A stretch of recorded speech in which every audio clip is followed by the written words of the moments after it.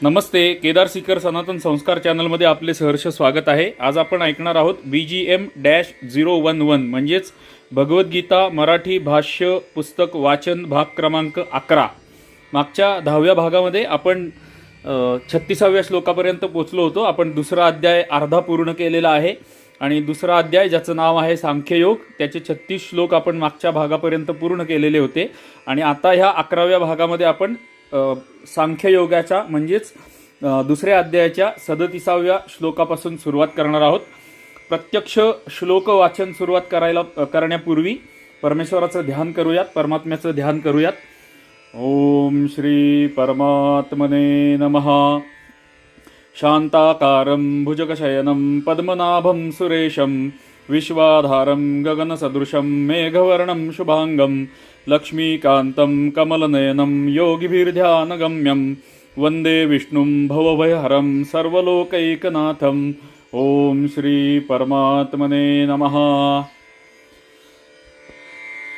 अध्याय दुसरा, श्रीमद भगवद्गीता अध्याय दुसरा, सांख्ययोग, श्लोक क्रमांक 37. संबंध.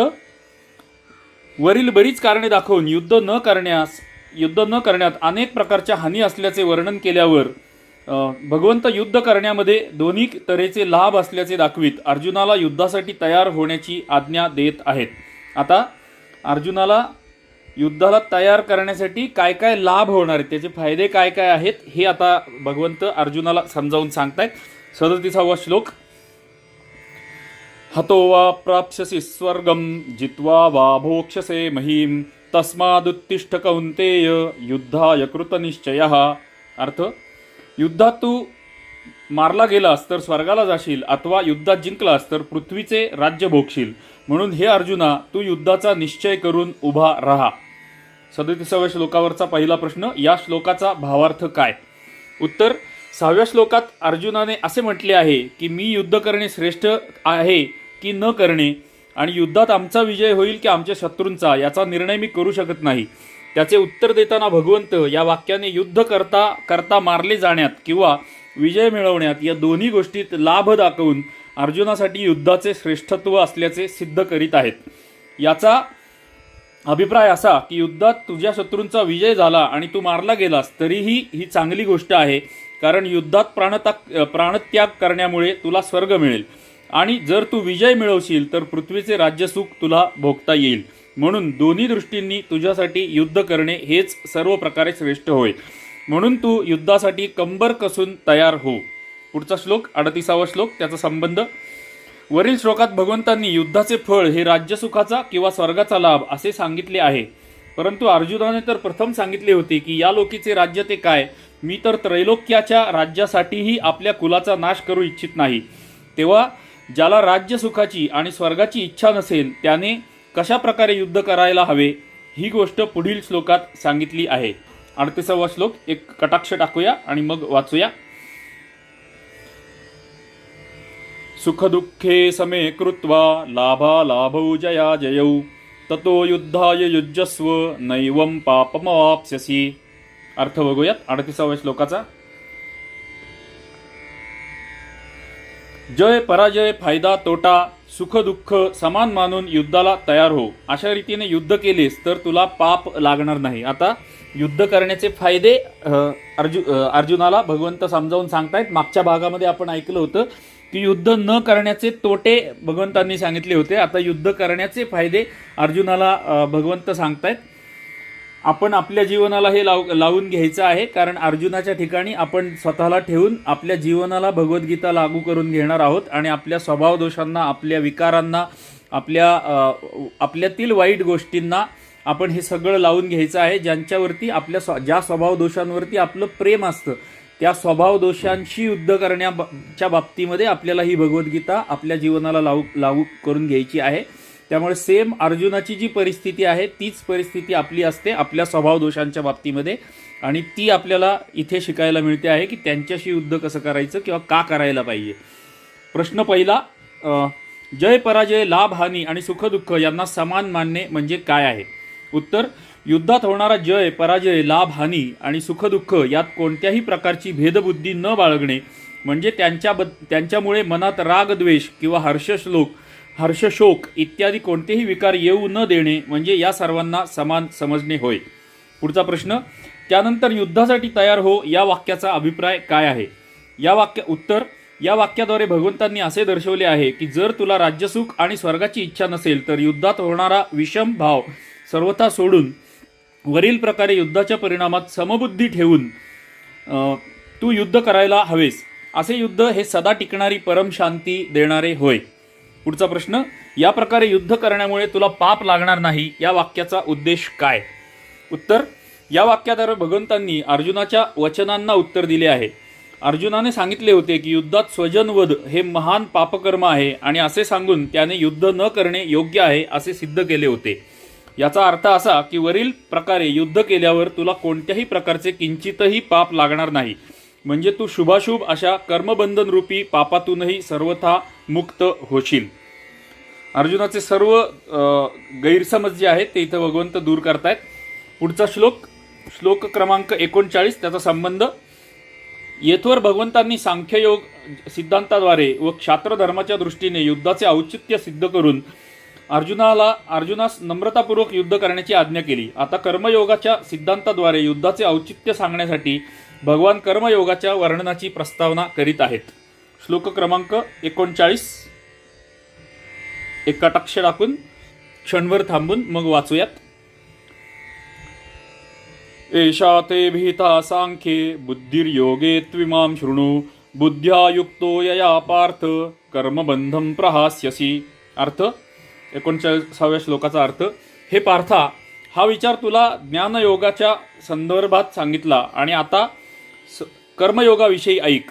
ज्या बुद्धीने युक्त झाला असता कर्माचे बंधन चांगल्या प्रकारे तोडून टाकशील. प्रश्न उत्तर बघूयात 39व्या श्लोकावरचे. पहिला प्रश्न, येथे एषा या विशेषणाबरोबर बुद्धी हे पद कोणत्या बुद्धीचे वाचक आहे आणि ही बुद्धी तुला ज्ञानयोगाच्या बाबतीत सांगितली आहे या म्हणण्याचा अर्थ काय? बुद्धीचे सुद्धा अनेक प्रकार आपल्या संस्कृतीमध्ये आहेत आणि त्यातल्या बुद्धीचा, इथे जी बुद्धी वापरलेली आहे त्या बुद्धीचा अर्थ काय असा प्रश्न आहे. उत्तर, पूर्वीच्या श्लोकात भगवंतांनी अर्जुनास त्या समभावाने युक्त होऊन युद्ध करण्यास सांगितले आहे. त्या समतेचे वाचक येथे एषा पदाबरोबर बुद्धी हे पद आहे, कारण एषा हे पद अत्यंत निकटवर्ती वस्तूचे लक्ष दाखवते. म्हणून या कथनाद्वारे भगवंतांनी दाखवले आहे की ज्ञानयोगाच्या साधनाने हा समभाव कशा प्रकारे प्राप्त होतो व ज्ञानयोग्यांनी आत्म्याचे यथार्थ स्वरूप विवेकाने समजावून घेऊन कशा प्रकारे समभावाने युक्त होऊन वर्णाश्रमोचित विहित कर्म केले पाहिजे या सर्व गोष्टी 11व्या श्लोकापासून 30व्या श्लोकापर्यंत सांगितल्या आहेत. पुढचा प्रश्न 39व्या श्लोकावरचा. 11व्या श्लोकापासून 30व्या श्लोकापर्यंतच्या प्रकरणात या समभावाचे वर्णन कशा प्रकारे केले गेले आहे? उत्तर, आत्म्याचे यथार्थ स्वरूप न जाणल्यामुळे सर्व पदार्थात मनुष्याची विषमबुद्धी होत असते. आत्म्याचे यथार्थ स्वरूप कळल्यावर जेव्हा मनुष्याच्या दृष्टीने आत्मा आणि परमात्मा यांच्यात भेद राहत नाही आणि एका सच्चिदानंद घन ब्रह्मापेक्षा भिन्न अशी कोणतीही सत्ता उरत नाही, तेव्हा त्याची कशातही भेदबुद्धी कशी राहील? आत्मा म्हणजे आपल्या आतमध्ये असलेला आत्मा आणि परमात्मा हे दोन्ही एकच आहेत, हा पण एक मुद्दा इथे स्पष्ट होतो आहे. म्हणून भगवंतांनी 11व्या श्लोकात मरणे आणि जिवंत राहणे यांमध्ये भ्रममूलक अशा विषमभावामुळे किंवा भेदबुद्धीमुळे होणारा शोक सर्वथा अनुचित आहे असे सांगून शोकरहित होण्यासाठी संकेत दिला आहे. 12व्या आणि 13व्या श्लोकामध्ये आत्म्याचे नित्यत्व व असंगत्व याचे प्रतिपादन करताना हे दाखवले आहे की प्राण्यांच्या मरण्यामध्ये आणि जिवंत राहण्यामध्ये जो भेद वाटतो तो अज्ञानजनित आहे. आत्मज्ञानी धीर पुरुषांमध्ये ही भेदबुद्धी राहत नाही, कारण आत्मा सम, निर्विकार आणि नित्य आहे. यानंतर शीत उष्ण, सुख दुःख इत्यादी द्वंद्वामुळे भेदबुद्धी उत्पन्न करणारे शब्दादी सर्व विजय संयोग हे अनित्य असल्याचे सांगून ते सहन करण्यास व त्यांमध्ये सम राहण्यास अर्जुनाला सांगितले. आणि सुखदुःखादी यांना सम मानणाऱ्या पुरुषाची प्रशंसा करून तो परमात्म्याच्या प्राप्तीसाठी पात्र असल्याचे सांगितले. यानंतर सत्यासत्य वस्तूचा निर्णय करून अर्जुनास युद्धाची आज्ञा केली. पुढील श्लोकांमध्ये आत्म्यास मरणारा तसेच मारणारा असे मानणाऱ्यांना अज्ञानी म्हणून आत्म्याचे निर्विकारत्व, अकर्तृत्व आणि नित्यत्व यांचे प्रतिपादन करून हे सिद्ध केले आहे की शरीरांचा नाश झाल्याने आत्म्याचा नाश होत नाही. म्हणून या मरण्या जगण्यामध्ये विषमभाव बाळगून तू कोणत्याही प्राण्यासाठी किंचितही शोक करणे योग्य नव्हे. अशा प्रकारे त्या भागात सत्य आणि असत्य पदार्थांच्या विवेचनातून आत्म्याचे यथार्थ स्वरूप जाणण्याने प्राप्त होणाऱ्या समतेचे प्रतिपादन केले आहे. पुढचा प्रश्न, इमाम हे पद कोणत्या बुद्धीचे वाचक आहे आणि आता तू ही बुद्धी कोणाविषयी ऐक या वाक्याचा अर्थ काय? उत्तर, इमाम हे पदही त्याच पूर्वीच्या श्लोकामध्ये वर्णन केलेल्या समभावरूप बुद्धीचे वाचक आहे. म्हणून वरील वाक्याद्वारे भगवंतांनी असा भाव दाखवला आहे की तोच समभाव कर्मयोगाच्या साधनात कशा प्रकारे असतो, कर्मयोगाने कशा प्रकारे समभाव ठेवला पाहिजे आणि त्या समतेचे काय फल आहे, या सर्व गोष्टी मी आता पुढील श्लोकापासून तुला सांगण्यास प्रारंभ करतो. म्हणून तू त्या ऐकण्यास सावधान हो. कर्मयोग आपल्याला आता भगवंत समजावून सांगतायत. पुढचा प्रश्न, जर असेच होते तर 21व्या श्लोकापासून 37व्या श्लोकापर्यंतचे प्रकरण कशासाठी आहे? बघा, भगवद्गीतेबद्दलचे अनेक पैलू आपल्याला या उपक्रमातून आपल्याला शिकायला मिळत आहेत. तुमचे खरंच अभिनंदन करायला पाहिजे की तुम्ही 11व्या भागापर्यंत पोहोचलात. कारण हे जसं माझ्यासाठी रेकॉर्डिंग करणं, वाचणं मोठ्या आवाजात आणि रेकॉर्डिंग करणं, सराव करणं हे जसं सोपं नाहीये, तसंच तुमच्यासाठी हे ऐकणं सुद्धा सोपं नाहीये. आणि जर तुम्ही हे कष्ट ज्ञान मिळवण्यासाठी हे जर कष्ट घेत असाल तर तुमचं अभिनंदन.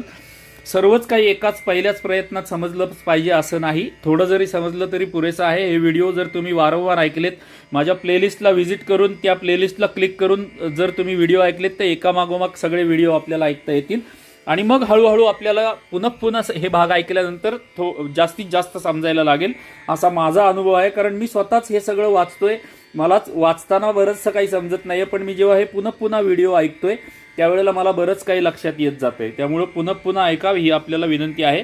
प्रश्न असा आहे, जर असेच होते तर 31व्या श्लोकापासून 37व्या श्लोकापर्यंतचे प्रकरण कशासाठी आहे? उत्तर, हे प्रकरण अर्जुनास हे समजावण्यासाठी आहे की तू क्षत्रिय आहेस, युद्ध तुझा स्वधर्म आहे, तू त्याचा त्याग करणे हे सर्वथा अनुचित आहे आणि ते तू करणे सर्वथा लाभप्रद आहे. म्हणजे युद्ध करणे सर्वथा लाभप्रद आहे. आणि 38व्या श्लोकात हे समजावून दिले आहे की जर युद्ध करायचेच आहे तर ते अशा युक्तीने केले पाहिजे की ते बंधनाचा हेतू बनणार नाही. यासाठी ज्ञानयोग आणि कर्मयोग या दोन्ही साधनांमध्ये समभावाने युक्त होणे आवश्यक आहे असे सांगितले आहे. या श्लोकात त्या समभावाचा दोन्ही प्रकारच्या साधनांबरोबर देहली दीपन्याय वापरून संबंध दाखवला आहे. पुढचा प्रश्न, येथे कर्मबंधम या पदाचा अर्थ काय आहे? उपर्युक्त समबुद्धीने त्याचा नाश करणे म्हणजे काय? उत्तर, जन्मजन्मांतरात केलेल्या शुभाशुभ कर्माच्या संस्कारांमुळे हा जीव बांधला गेलेला आहे आणि या मनुष्य शरीरात पुन्हा अहंता, ममता, आसक्ती व कामना यांमुळे आणि नवनवीन कर्मे करून तो जीव आणखीनच जास्त जखडला जातो. म्हणून येथे या जीवात्म्यास वारंवार नाना प्रकारच्या योनीमध्ये जन्ममृत्यूरूपी संसार चक्रात फिरवण्यास कारण असलेल्या जन्मजन्मांतरातील केलेल्या शुभाशुभ कर्मांच्या संचित संस्कार समुदायाचे वाचक असे कर्मबंधम पद आहे. कर्मयोगाच्या पद्धतीने समस्त कर्मातील ममता, आसक्ती आणि फलेच्छा यांचा त्याग करायचा व सिद्धी व असिद्धीमध्ये सम व्हायचे. रागद्वेष आणि हर्षशोक इत्यादी विकारांनी रहित होऊन या जन्मजन्मांतरातील केलेल्या व वर्तमान काळात केल्या जाणाऱ्या सर्व कर्माचे फल उत्पन्न करण्याची शक्ती नष्ट करून टाकायची.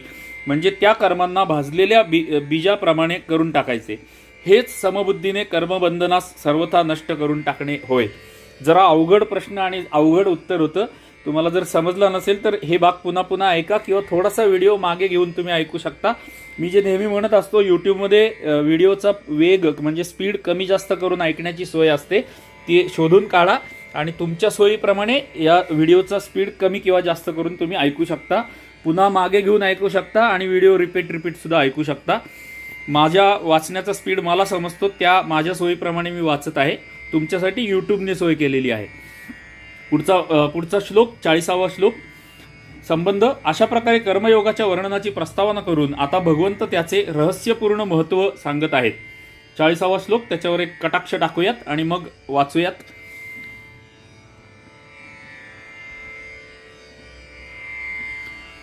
नेहाभिक्रमनाशोऽस्ति प्रत्यवायो न विद्यते स्वल्पमप्यस्य धर्मस्य त्रायते महतो भयात. अर्थ, या कर्मयोगात आरंभाचा अर्थात बीजाचा नाश नाही आणि उलट फळरूप दोषही नाही. इतकेच नव्हे तर कर्मयोग रूप धर्माचे थोडेसेही साधन जन्ममृत्यूरूप मोठ्या भयापासून रक्षण करते.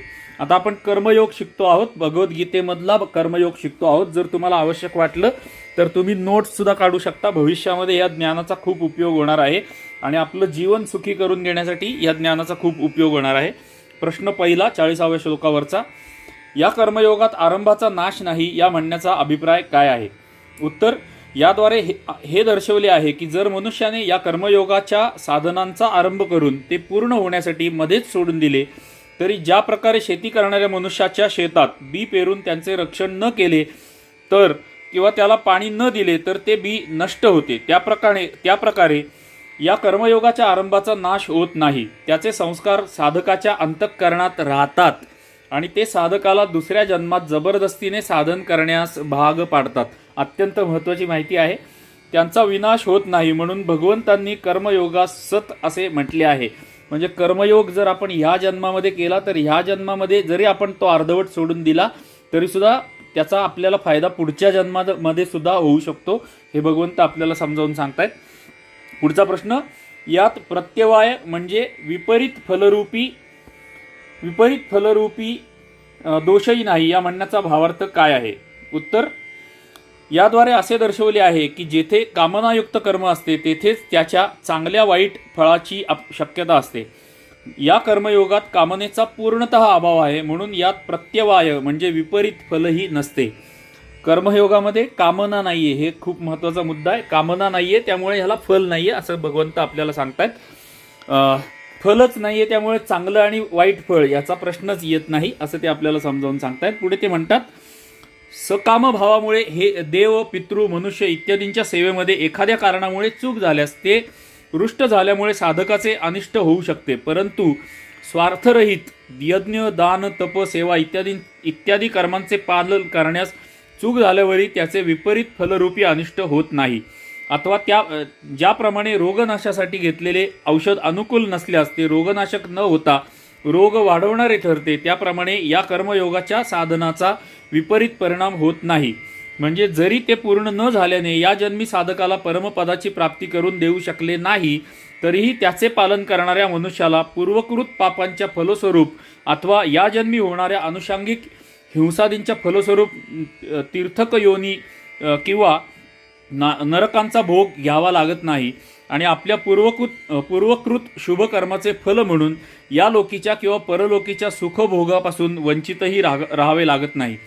तो पुरुष पुण्यवंतांचा उत्तम लोक मिळवतो आणि तेथे बराच काल निवास करून पुन्हा विशुद्ध श्रीमंताच्या घरी जन्म घेतो आणि योगी कुलात जन्म घेतो आणि पूर्वीच्या अभ्यासाने पुन्हा त्या साधनास प्रवृत्त होतो.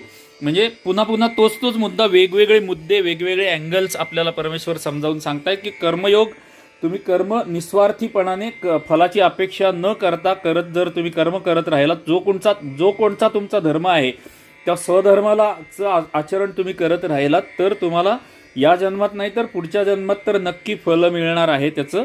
आणि इथे जे श्रीमंत कुलामध्ये असा शब्द उल्लेख आलेला आहे त्याचा अर्थार्थी किंवा या जगामध्ये जसा अर्थ घेतला जातो तसा घेऊ नका. श्रीमंत हे नुसत्या धनाने नसतं, श्रीमंत ज्ञानाने सुद्धा असू शकतं, श्रीमंत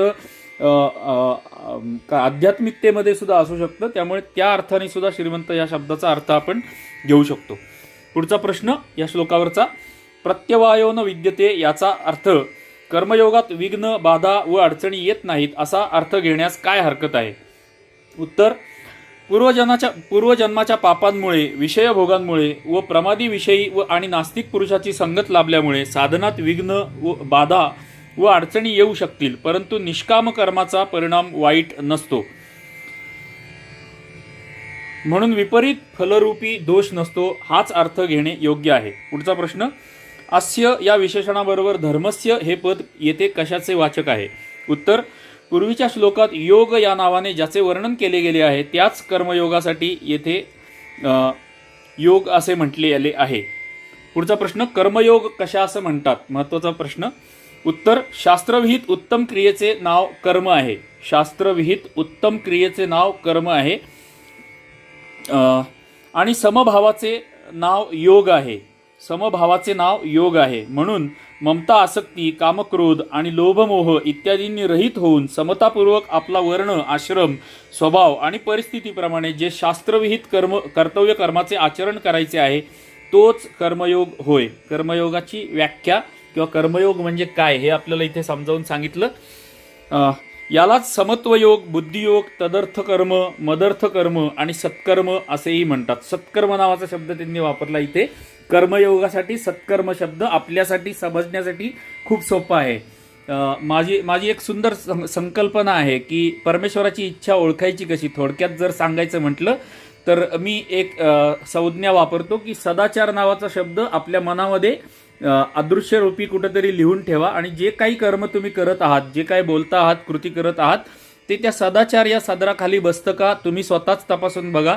जर तुम्ही करत असलेला विचार, तुम्ही करत असलेली कृती त्या सदाचार या शब्दाखाली जर बसत असेल तर ते सत्कर्म आहे किंवा सदाचार आहे किंवा ती परमेश्वराची इच्छा आहे. जर ते सदाचार या सदराखाली बसत नसेल तर ती परमेश्वराची इच्छा नाहीये. तितकंच ते जसं समजणं सोपं आहे परमेश्वराची इच्छा, तसंच इथं सत्कर्म नावाचा शब्द आपल्यासाठी खूप सोपा आहे. कर्मयोग समजण्यासाठी सत्कर्म हा शब्द आपण पकडून ठेवू शकतो, ज्या योगे आपण सहज प्रकारे कर्मयोगाचं साधन करू शकतो. पुढचा प्रश्न, या कर्मयोग रूपी धर्माचे थोडेसेही साधन हे महान भयापासून रक्षण करते, या वाक्याचा अभिप्राय काय आहे? उत्तर, याद्वारे असे दर्शवले आहे की हे कर्मयोगाचे साधन जर पूर्णावस्थेस पोहोचले तर ते मनुष्याला त्याच क्षणी परब्रह्म परमात्म्याची प्राप्ती करून देते. मग त्याच्या पूर्ण साधनाच्या महत्त्वाबद्दल जास्त काय सांगावे. पण जर मनुष्य कर्मयोगाचे काही आंशिक साधन करील, म्हणजे समत्वाची अटळ स्थिती नसूनही जर मनुष्याकडून थोडेसेही कर्तव्य कर्माचे आचरण समभावाने झाले आणि तो समभावात जरी अंतकाळी थोडासा स्थिर झाला तरी ते आचरण त्याच वेळी मनुष्यास निर्वाण ब्रह्माची प्राप्ती करून देते. बघा, आपणही अनुभव थोड्या छोट्या प्रसंगांमधून हे अनुभव घेऊ शकतो. ब्रह्माची प्राप्ती किंवा आतून होणारा जो आनंद आहे, ह्या आनंदाची प्राप्ती किंवा अनुभूती आपण आपल्या सध्याच्या जीवनामध्ये सुद्धा घेऊ शकतो. थोडंसं ह्या बाबतीमधलं आपल्याला ज्ञान व्हायला लागलं ना की आपण आपल्या स्वतःचे निरीक्षण करायला लागतो आणि त्या निरीक्षण करण्यातून आपल्याला स्वतःबद्दलच्या बऱ्याच गोष्टी समजायला लागतात आणि मग ते आतून होणारा आनंद आपल्याला समजायला लागतो आणि अनुभव यायला लागतो, त्याचा अनुभूती यायला लागते आणि मग तो मिळणारा जो आनंद असतो तो शब्दात वर्णन करणारा नसतो. आतून मिळणारा आनंद आणि तो मिळवण्याचा आपल्याला प्रयत्न करायचा आहे. तेच आपल्यासाठी सत्कर्म असेल आणि तेच आपल्यासाठी सुंदर जीवन असेल. पुढे, नाहीतर ते जन्मांतरात साधकाला पुन्हा साधनास प्रवृत्त करून परमगती मिळवून देते. अशा प्रकारे ते यथासमय त्याचा नक्की उद्धार करून टाकते. सकाम भावनेने हजारो वर्षे केलेले मोठमोठे यज्ञ, दान, तप, तीर्थसेवन आदी गोष्टी व्रत, तपास इत्यादी कर्मे सुद्धा मनुष्याचा उद्धार या जगात करू शकत नाहीत. आणि समभावनेने शास्त्रविहित भिक्षाटन, युद्ध, कृषी, वाणिज्य, सेवा व शिल्प इत्यादी छोट्यात छोटी उदरनिर्वाहाची कर्मे सुद्धा समभाव आल्यावर एका क्षणात या जगात उद्धार करणारी ठरतात. अत्यंत महत्त्वाचं वाक्य आहे आपल्यासाठी की तुम्ही कामना ठेवून, म्हणजे इच्छा ठेवून, काहीतरी इच्छा मनामध्ये बाळगून जर यज्ञ, दान, तप जे काय करत असाल तर ती कर्म माणसाचा उद्धार करू शकत नाहीत. उलट समभावनेने शास्त्रविहित भिक्षाटन, युद्ध, कृषी, वाणिज्य, सेवा, शिल्प म्हणजे आपण जे काय करतो आपल्या सगळ्यांचं वर्णन ह्या 4-5 शब्दांमध्ये आलेलं आहे. हे जर आपण छोट्या उदरनिर्वाहाची कर्मे सुद्धा समभाव असल्यावर एका क्षणात या जगात उद्धार करणारी ठरतात. म्हणजे ही सगळी कर्मे जी आहेत, हे आपले जे धर्म आहेत वरती लिहिलेले, भिक्षाटन, युद्ध, कृषी, वाणिज्य, सेवा व शिल्प, यापैकी जे काय आपलं उदरनिर्वाहाचं साधन असेल ते सुद्धा जर आपण समभाव ठेवून केलं तरी सुद्धा ते आपला उद्धार करू शकतं. असा महत्त्वाचा संदेश आपल्याला या श्लोकामधून आणि या प्रश्नोत्तरातून मिळतो आहे आणि या उपक्रमातून मिळतो आहे. पुढचा प्रश्न, जर या कर्मयोगाचे थोडेसे साधन वृद्धिंगत झाल्यावरच महान भयापासून रक्षण करते तर मग थोड्याशा साधनाचे महत्त्व कोठे राहिले. सुंदर प्रश्न आणि उत्तर आपल्याला खूप सारं ज्ञान गीता प्रेस गोरखपूर उपलब्ध करून देत आहे आणि जगदयालजी गोयंदकाजी आपल्याला देत आहेत, त्यांचे आभार. उत्तर, या प्रश्नाचं उत्तर, निष्काम भावाचा परिणाम जगातून उद्धार करणे हा आहे, म्हणून तो भाव आपला परिणाम सिद्ध केल्याशिवाय नष्ट होत नाही आणि त्याचे वेगळे फलही होऊ शकत नाही. तो भाव शेवटी साधकास पूर्ण निष्काम बनवून त्याचा उद्धारच करतो, हेच त्याचे महत्त्व. पुढचा प्रश्न, कर्मयोगाचे थोडेसे साधन जर फार मोठ्या भयापासून रक्षण करणारे आहे तर त्याचे पूर्ण साधन करण्याची काय गरज आहे? सगळ्या वाचकाला, गीतेचा अभ्यास करणाऱ्या वाचकाला पडणारे जेवढे काही प्रश्न असतील प्रत्येक श्लोकावरचे, त्या सगळ्या प्रश्नांना इथे समाविष्ट केलेलं आहे आणि त्यांची उत्तरं दिलेली आहेत. म्हणजे आपण भगवद्गीतेचा अभ्यास करतोय, आपल्याला जे प्रश्न पडू शकतात आणि जे आपल्या डोक्यातही येणार नाहीत किंवा लक्षातही येणार नाहीत अशाही प्रश्नांची आपल्याला उत्तरं इथे मिळत आहेत.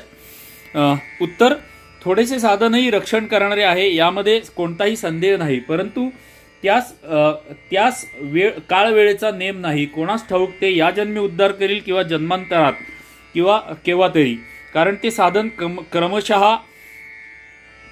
क्रमशः वृद्धिंगत होत जाऊन पूर्ण झाल्यावरच उद्धार करणार. म्हणून त्वरित कल्याण इच्छिणाऱ्या प्रयत्नशील मनुष्याने तत्परतेने आणि उत्साहाने पूर्णतः समत्व प्राप्त करून घेण्याचा प्रयत्न केला पाहिजे.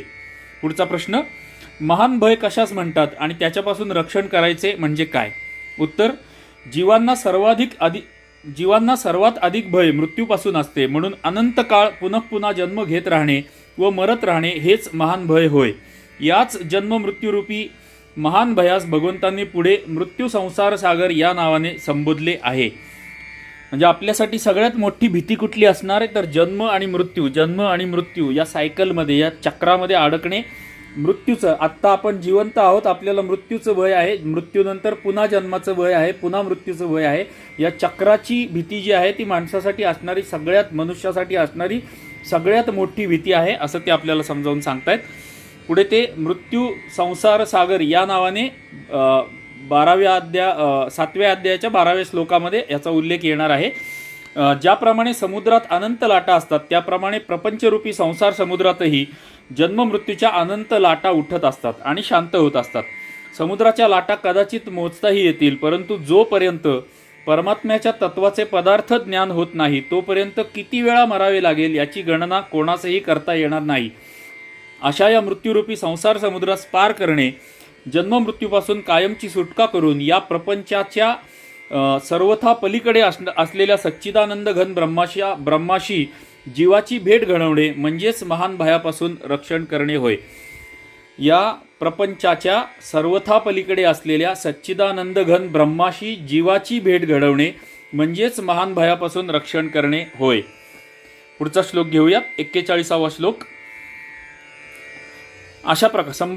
अशा प्रकारे कर्मयोगाचे महत्त्व सांगून आता त्याचा आचरण विधी सांगण्यासाठी प्रथम कर्मयोगामध्ये अत्यंत आवश्यक अशी जी सिद्ध कर्मयोगाची निश्चयात्मक स्थायी अशी समबुद्धी आहे तिचे आणि कर्मयोगामध्ये बोधक अशा ज्या सकाम मनुष्याच्या भिन्न बुद्धी आहेत त्यांमधील अंतर भगवान या श्लोकामध्ये सांगत आहेत. 41वा श्लोक, एक कटाक्ष आणि मग वाचूयात. व्यवसायात्मिका बुद्धी रेकेह कुरुनंदन बहुशाखा ह्यनंताश्च बुद्धयो व्यवसायिनाम. अर्थ, हे अर्जुना, या कर्मयोगात निश्चयात्मक बुद्धी एकच असते, परंतु अस्थिर विचार असणाऱ्या अविचारी कामनायुक्त माणसांच्या बुद्धी खात्रीने पुष्कळ फाटे फुटलेल्या व असंख्य असतात. पहिला प्रश्न 41व्या श्लोकावरचा.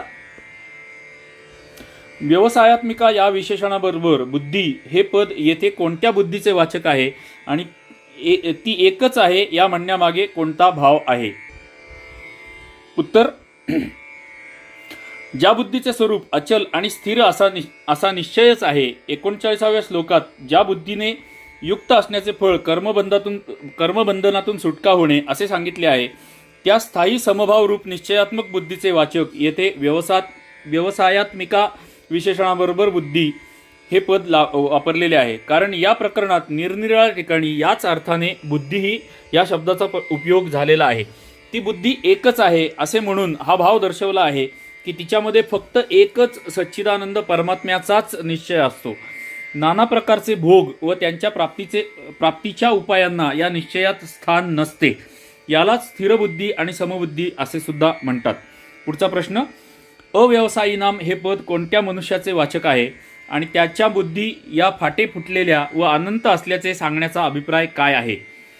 उत्तर, ज्यांच्यामध्ये वरील निश्चयात्मक बुद्धी नाही, त्यांचे अंतःकरण अज्ञानजनित विषमभावामुळे मोहित होत आहे, त्या विवेकहीन भोगासक्त मनुष्याचे वाचक अव्यवसायीनाम हे पद आहे.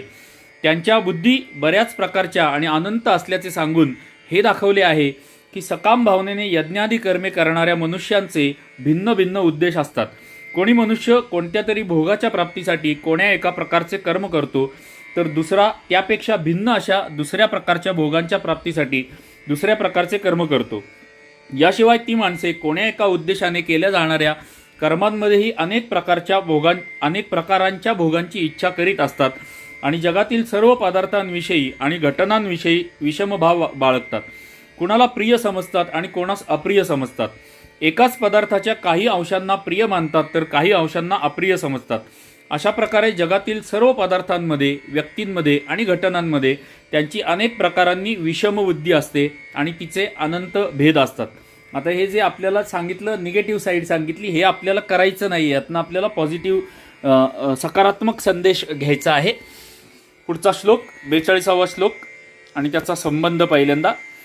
अशा प्रकारे कर्मयोगासाठी अवश्य धारण करण्याजोगा निश्चयात्मक बुद्धीचे आणि त्याग करण्याजोग्या सकाम मनुष्याच्या बुद्धीचे स्वरूप सांगून आता 3 श्लोकात सकाम भाव हा त्याज्य असल्याचे सांगण्यासाठी सकाम मनुष्याचे स्वभाव, सिद्धांत आणि आचारव्यवहार यांचे वर्णन भगवंत करीत आहेत. 42, 43 आणि 44 3 श्लोक सलग आहेत. आपण एक एक श्लोक थोडा थोडा पॉज घेऊन वाचूयात, म्हणजे कमीत कमी चुका होतील.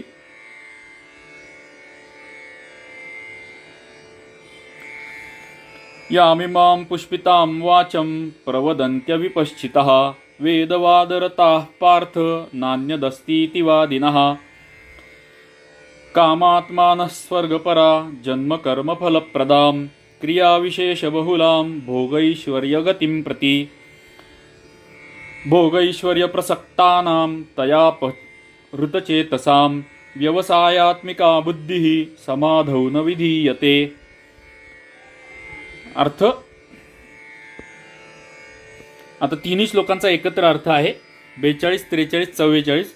हे अर्जुना, जे भोगात रमलेले असतात, कर्मफलाची स्तुती करणाऱ्या वेदवाक्यांची ज्यांना आवड आहे, ज्यांच्या मते स्वर्ग हीच श्रेष्ठ मिळवण्याजोगी वस्तू आहे, स्वर्गाहून श्रेष्ठ दुसरी कोणतीही गोष्ट नाही असे जे सांगतात, ते अविवेकी लोक अशा प्रकारची जी पुष्पित म्हणजे दिखाऊ शोभायुक्त भाषा बोलत असतात, त्यांची ही भाषा जन्मरूप कर्मफल देणारी तसेच भोग व ऐश्वर्य मिळण्यासाठी अनेक प्रकारच्या क्रियांचे वर्णन करणारी असते. या भाषेने ज्यांचे अंतःकरण आकृष्ट करून घेतले आहे, जे भोग व ऐश्वर्यात अत्यंत आसक्त आहेत, अशा पुरुषांची परमात्म्याविषयी निश्चयी बुद्धी असत नाही. म्हणजे जे स्वर्गाची प्राप्त करून घेण्यासाठी कामनायुक्त कुठली तरी कर्म करतात, यज्ञ दान तप का असे ना, ते परमात्म्याविषयी निश्चयी बुद्धी त्यांची असत नाही असं आपल्याला ते सांगतायत. स्पष्टपणे भगवद्गीता उपदेश आपल्याला देते आहे. प्रश्न उत्तर भरपूर असणार आहेत कदाचित, कारण 3 श्लोक एकत्र घेतलेत. पहिला प्रश्न, कामात्मानः या पदाचा अर्थ काय आहे? उत्तर, येथे काम हा शब्द भोगांचा वाचक आहे. त्या भोगांमध्ये अत्यंत आसक्त होऊन त्यांचेच चिंतन करीत जे तन्मय होऊन जातात, जे त्यांच्यासाठी आपली माणुसकी पूर्णपणे विसरतात, अशा भोगासक्त मनुष्याचे वाचक कामात्मानः हे पद आहे. पुढचा प्रश्न, वेदवादरता याचा अर्थ काय आहे?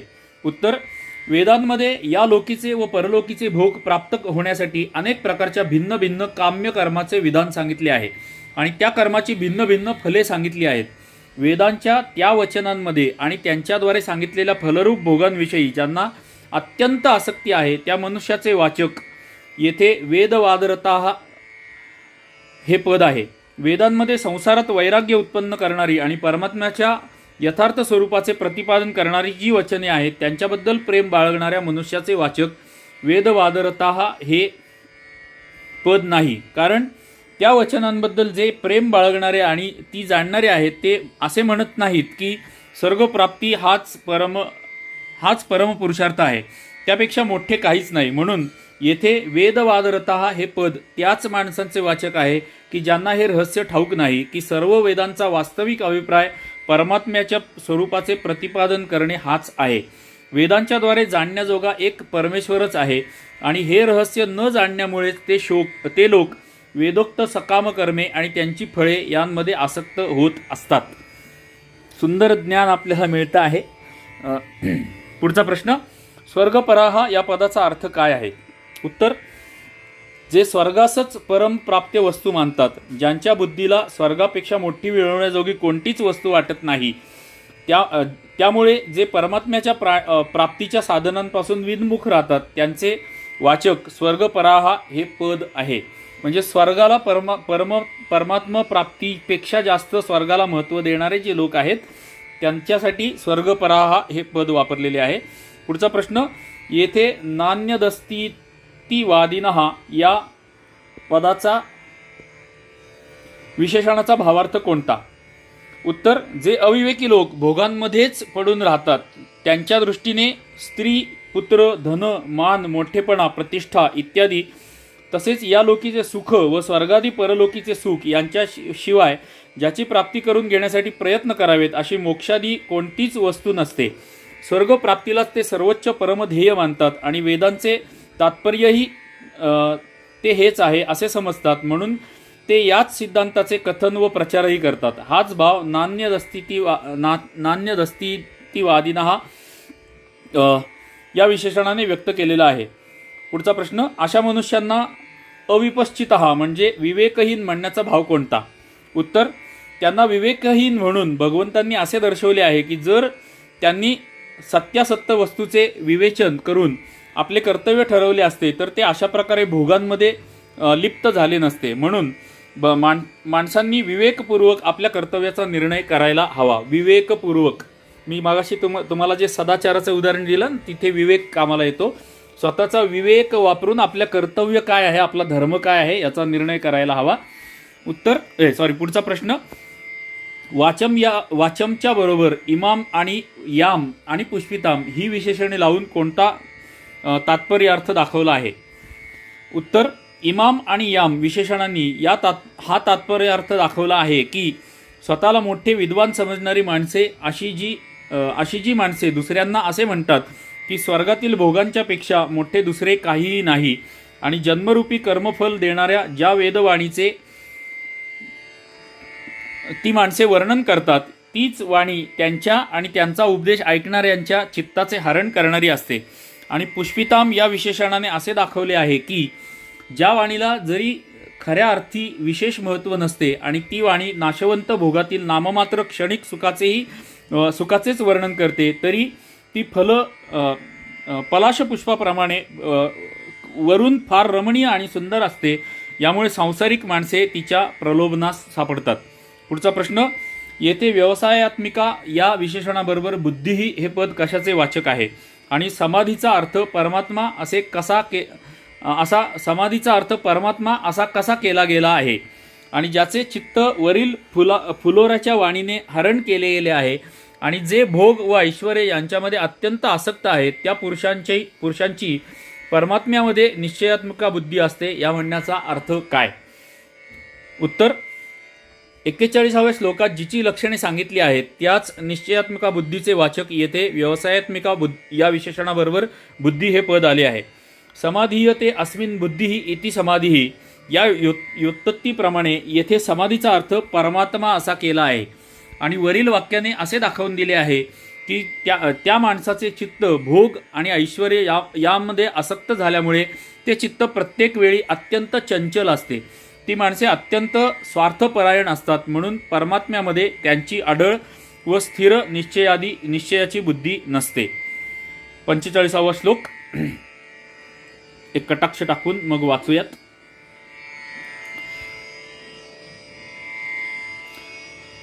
त्रैगुण्य विषया वेदा निस्त्रैगुण्यो भवार्जुन निर्द्वंद्वो नित्यसत्वस्थो निर्योगक्षेम आत्मवान.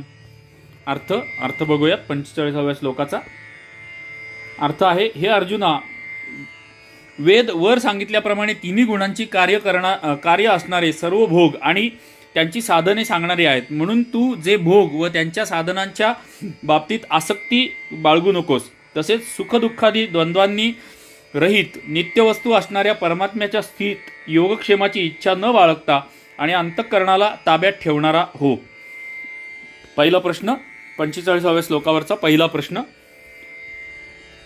त्रैगुण्य विषय हा या पदाचा अर्थ काय आहे आणि वेदांना त्रैगुण्य विषय हा म्हणण्याचा भावार्थ काय आहे?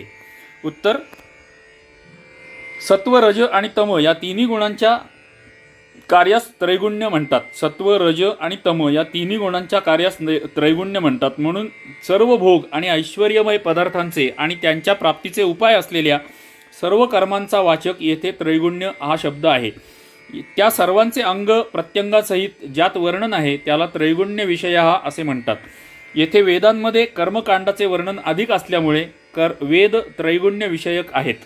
पुढचा प्रश्न, निस्त्रैगुण्य हे होणे म्हणजे काय? उत्तर, तिन्ही गुणांचे कार्यरूप असणाऱ्या या लोकातील व परलोकातील सर्व भोगांबद्दल आणि त्यांचे साधनभूत असलेल्या सर्व कर्मांच्या बद्दल ममता, आसक्ती आणि कामना यांनी सर्वथा रहित होणे म्हणजे निस्त्रैगुण्य होणे होय. येथे स्वरूपतः सर्व कर्मांचा त्याग करणे म्हणजे निस्त्रैगुण्य होणे नव्हे. कारण स्वरूपतः सर्व कर्मांचा व सर्व विषयांचा त्याग कोणताही मनुष्य करू शकत नाही.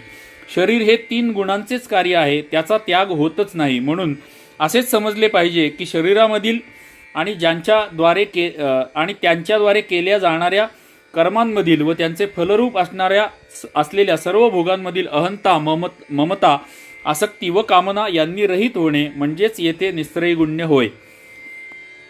सुंदर संदेश आपल्याला 101 संदेश आपल्याला इथे मिळत आहेत. म्हणजेच तिन्ही गुणांच्या कार्यापासून रहित होणे होय. पुढचा प्रश्न, द्वंद्व कशास म्हणतात आणि द्वंद्वरहित होणे म्हणजे काय?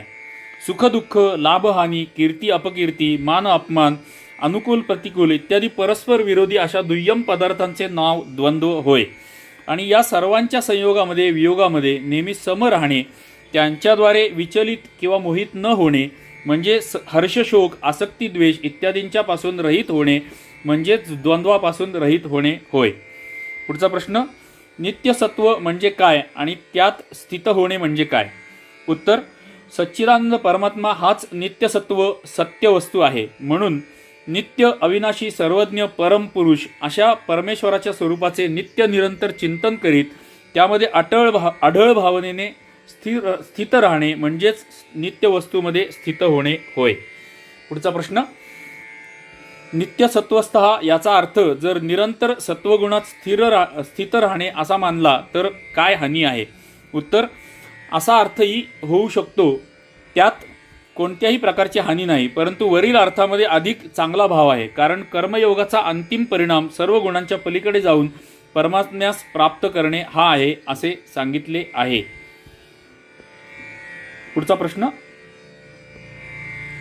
योगक्षेम कशास म्हणतात आणि अर्जुनास निर्योगक्षेम हो असे सांगण्याचा उद्देश काय आहे? उत्तर, अप्राप्य वस्तूंच्या प्राप्तीस योग म्हणतात आणि प्राप्य वस्तूच्या रक्षणाचे नाव क्षेम असे आहे. सांसारिक भोगांच्या कामनेचा त्याग केल्यानंतरही शरीर निर्वाहासाठी माणसाची योगक्षेमामध्ये वासना राहते. म्हणून ती वासना सर्वथा त्यागण्यासाठी येथे अर्जुनास निर्योगक्षेम होण्यास सांगितले आहे. त्याचा अभिप्राय असा की तू ममता आणि आसक्ती यांपासून पूर्णपणे रहित होऊन जा. कोणत्याही वस्तूची प्राप्ती किंवा तिचे रक्षण करण्याची इच्छा अजिबात धरू नकोस. पुढचा प्रश्न, आत्मवान कोणास म्हणतात आणि अर्जुनास आत्मवान हो असे सांगण्यामागे भाव कोणता? उत्तर, आत्मा हे पद इंद्रियांसह अंतःकरण व शरीर यांचे वाचक म्हणून आलेले आहे. मन, बुद्धी व इंद्रिये या गोष्टी जोपर्यंत मनुष्याला वश होत नाहीत, जोपर्यंत त्याच्या स्वाधीन बनत नाहीत, जोपर्यंत त्याचे शत्रू बनून राहतात, तोपर्यंत आत्मवान नव्हे. म्हणून ज्याने आपले मन, बुद्धी आणि सर्व इंद्रिये यांना ताब्यात ठेवले आहे त्याला आत्मवान म्हणजेच आत्मा असणारा असे म्हटले पाहिजे. आणि मन, बुद्धी आणि इंद्रिये ज्याच्या ताब्यात नाहीत त्याला समत्वयोग प्राप्त होणे अत्यंत कठीण आहे. आणि मन, बुद्धी आणि इंद्रिये ज्याच्या ताब्यात आहेत तो साधन केल्याने सहजपणे समत्वयोग प्राप्त करून घेऊ शकतो. म्हणून भगवंतांनी येथे अर्जुनास आत्मवान होण्यास सांगितले आहे. पुढचा श्लोक क्रमांक 46 आहे, पण आपण या 45व्या श्लोकामध्ये इथे थांबतो आहोत, कारण 30, 40, 45 मिनिटाच्या पुढे जास्त मोठे व्हिडिओ झाले तर आपल्याला ऐकायला थोडंसं त्रासदायक होतं, लोक ऐकायला कंटाळा करतात, म्हणून आपण थोडंसं मर्यादा घालतो आहोत वेळेला. आपली नेहमीची विनंती की व्हिडिओ आवडला असेल तर लाईक करा. हे ज्ञान आपल्या आप्तेष्टांना पोहोचवण्यासाठी, आपल्या पुढच्या पिढीला, मागच्या पिढीला, सहृदयी लोकांना, आपल्या कुटुंबाला, परिवारावर पोहोचवण्यासाठी जास्तीत जास्त लोकांना हे व्हिडिओच्या लिंक शेअर करा. त्यानंतर माझ्या प्रत्येक व्हिडिओला एक छोटीशी कॉमेंट करा. इमोजी टाकल्यात तरी चालतील, मला उपदेश दिला तरी चालेल, माझ्या चुका दाखवल्या तरी चालतील, माझं कौतुक केलं तरी चालेल, पण एक छोटीशी कॉमेंट नक्की करा. ही आपल्याला अत्यंत नम्र विनंती आहे. आणि शेवटची विनंती की माझा चॅनल केदार सीकर सनातन संस्कार हा चॅनलला जर आपण अजून सबस्क्राईब केले नसेल तर कृपया चॅनलला सबस्क्राईब करा. आता आपण इथे 11व्या भागामध्ये 45वा श्लोक पूर्ण केलेला आहे आणि 12व्या भागामध्ये आपण 46व्या श्लोकापासून सुरुवात करणार आहोत. तोपर्यंत सर्वांना जय श्रीहरी, जय श्रीहरी, जय श्रीहरी. धन्यवाद.